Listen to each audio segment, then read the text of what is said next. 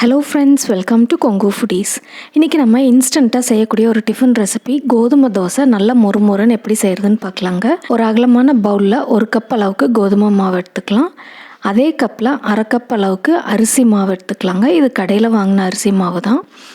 கூடவே 2 table spoon அளவுக்கு வெள்ளை ரவை போட்டுக்கலாங்க. தேவையான அளவு உப்பு.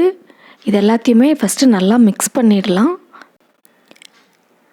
இப்போ இந்த மாவில் கொஞ்சம் கொஞ்சமாக தண்ணி ஊற்றிக்கலாங்க. தண்ணி ஊற்றி கட்டி இல்லாமல் கரைச்சி எடுத்துக்கலாம். தோசை மாவு பதத்துக்கு கரைச்சி எடுத்துக்கலாங்க. ஃபஸ்ட்டே நிறையா தண்ணி ஊற்ற வேண்டாம். கொஞ்சம் கொஞ்சமாக தண்ணி ஊற்றி நல்லா கட்டி இல்லாமல் கரைச்சிக்கலாம் இந்த மாவை.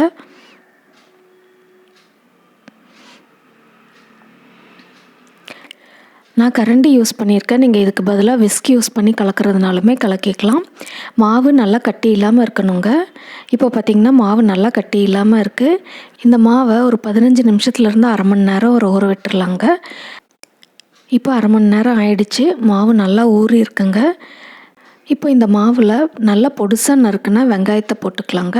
சின்னதாக ஒரு வெங்காயத்தை நான் பொடியாக கட் பண்ணி போட்டிருக்கேன். கூடவே சின்னதாக ஒரு கேரட்டை நல்லா ஃபைனாக கிரேட் பண்ணி போட்டிருக்கேன்.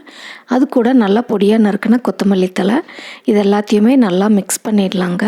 இதில் நீங்கள் விருப்பப்பட்ட எந்த வெஜிடபிள்ஸ் வேணாலுமே சேர்த்திக்கலாம். இல்லை வெஜிடபிள்ஸ் எதுவுமே போடாமல் கூட நம்ம இந்த தோசை சுடலாம். வெங்காயம் கேரட் நிறையா போடக்கூடாதுங்க. நிறையா போடும்போது இந்த தோசை நல்லா லேசாக வராது. ரொம்ப கம்மியாக போட்டுக்கணும். இப்போ மாவு நல்லா கலக்கியாச்சு. நல்லா தண்ணி ஊற்றி நம்ம ரவா தோசை மாவு பதத்துக்கு கலக்கிக்கலாங்க. இந்த மாவு எந்த அளவுக்கு தண்ணியாக இருக்கோ அந்தளவுக்கு தோசை நல்லா லேசாக வருங்க. இப்போது நான் நல்லா தண்ணி ஊற்றி கலந்துட்டேன். இப்போது இதை நம்ம தோசைக்கல்லில் ஊற்றிடலாம்.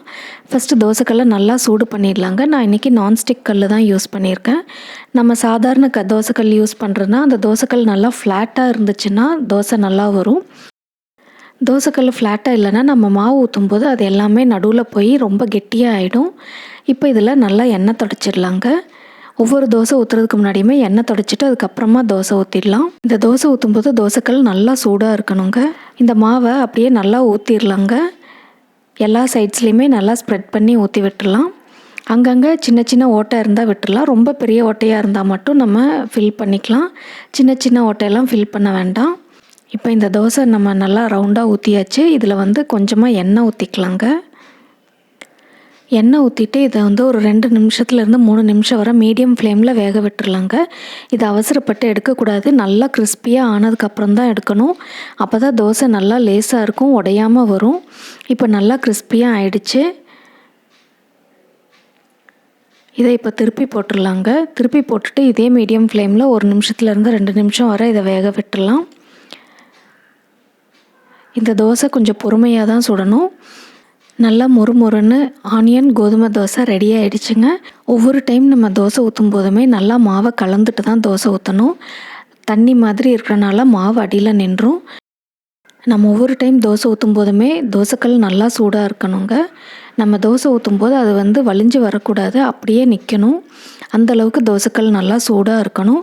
இது ரொம்ப பொறுமையாக 2லேருந்து 3 நிமிஷத்துக்கு மீடியம் ஃப்ளேமில் வேக வைக்கணும். அப்போ தான் நல்லா கிறிஸ்பியாக வருங்க. இல்லைனா கருகிடும் ஹை ஃப்ளேமில் வச்சா.